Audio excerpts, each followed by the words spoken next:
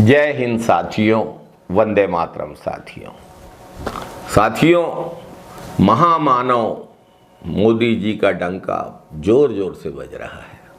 इतनी जोर से बज रहा है कि अब भारत विश्व के 10 सबसे शक्तिशाली देशों की सूची से बाहर हो गया है। फोर्ब्स की नई रिपोर्ट इस बात का प्रमाण है कि मोदी सरकार ने भारत की शक्ति को, भारत की साख को, भारत के सम्मान को अंतर्राष्ट्रीय स्तर पर कितना गिरा दिया है। फोर्ब्स की सूची को नेतृत्व क्षमता, आर्थिक प्रभाव, राजनीतिक प्रभाव, अंतर्राष्ट्रीय गठबंधनों और सैन्य शक्ति जैसे मानकों के आधार पर तैयार किया जाता है। बात अगर नेतृत्व क्षमता की करें तो मोदी जी स्वयं और उनके समर्थक भी मोदी जी को ग्लोबल लीडर घोषित करने में कोई कोर कसर नहीं छोड़ते। लेकिन सच्चाई यह है कि आईटी सेल के ट्रोल्स और व्हाट्सएप यूनिवर्सिटी के छात्रों को छोड़कर कोई उनको ग्लोबल लीडर नहीं मान रहा है। उनके पक्के दोस्त डोनाल्ड ट्रंप तक ने उनको आईना दिखा दिया। पहले उनको शपथ ग्रहण में नहीं बुलाया और अब लगातार भारत विरोधी फैसले ले रहे हैं। पाकिस्तान, बांग्लादेश और नेपाल जैसे देश भी आज भारत को आंखें दिखा रहे हैं। मोदी सरकार ने आर्थिक मोर्चे पर भी कुप्रबंधन का नायाब नमूना प्रस्तुत किया है। 5 ट्रिलियन इकोनॉमी का झूठा सपना बेच रहे हैं। गोदी मीडिया चाहे कितना भी 5 ट्रिलियन का ढिंढोरा पीट ले, सच्चाई तो यह है कि देश पर कर्ज बढ़ रहा है, विकास दर गिर रही है, रुपया ऐतिहासिक रूप से कमजोर हो चुका है। अब भारत की तुलना अमेरिका, चीन और ब्रिटेन से नहीं, पाकिस्तान से की जा रही है।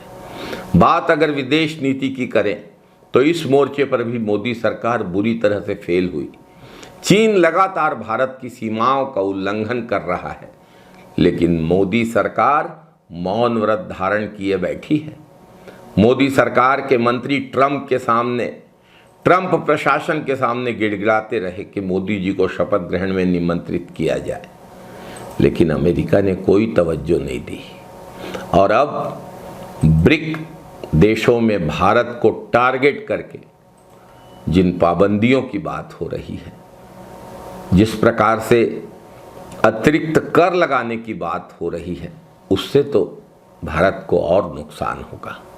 मोदी सरकार सेना के नाम पर राजनीति करती है, वोट भी मांगती है, लेकिन सत्ता में आने पर जवानों की शहादत का अपमान करने से पीछे नहीं हटती। अग्निवीर योजना लाकर सेना का मनोबल गिराया गया। 2017 में बीएसएफ जवान श्री तेज बहादुर यादव ने खराब खाने का मुद्दा उठाया तो उसको बर्खास्त कर दिया। पुलवामा हमले के समय देश के जवान आतंकवादियों से लोहा ले रहे थे। मोदी जी डिस्कवरी चैनल के लिए शूटिंग में व्यस्त थे। पूर्व भाजपा नेता और पूर्व राज्यपाल ने ही खुलासा किया कि सेना ने पहले ही इनपुट दिया था कि हमला हो सकता है और विमान की मांग की थी, लेकिन सरकार ने सेना की मांगों को, जवानों की ज़रूरतों को अनसुना अनदेखा कर दिया। फलस्वरूप 40 जवान शहीद हुए। पुलवामा के गुनहगार आज तक पकड़े नहीं गए। पता नहीं क्यों पकड़ने की कोशिश ही नहीं की गई। पिछले साल जम्मू कश्मीर में जब जवान शहीद हो रहे थे, तब मोदी जी ने जवानों की शहादत पर उनको श्रद्धांजलि तक देना जरूरी नहीं समझा।